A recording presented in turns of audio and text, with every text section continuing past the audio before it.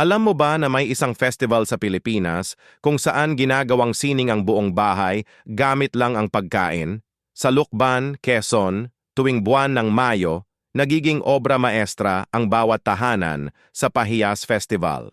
Ginagamit nila ang kulay-kulay na kiping o rice wafers, prutas, gulay at butil upang lumikha ng nakakabilib na geometric patterns. Mahigit 400 taon nang ginagawa ang tradisyong ito bilang pagpupugay kay San Isidro Labrador, patron saint ng mga magsasaka. Buong buwan ginugugol ng mga pamilya sa paggawa ng libu-libong kiping at pagdisenyo ng kanilang mga bahay.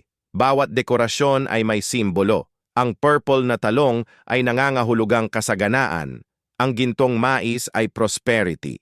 Ang mga pattern ay kumakatawan sa iba't ibang harvest cycles. Hindi lang ito festival, kundi paraan din ng pagpreserba ng sining at kaalaman sa agrikultura. Ngayon, tinuturuan na ang mga techniques ng pahiyas sa art schools at nagiging inspirasyon ng mga contemporary Filipino designers sa buong mundo. Kaya proud tayo sa ganitong tradisyon na nagpapakita ng creativity at pagmamahal natin sa kultura.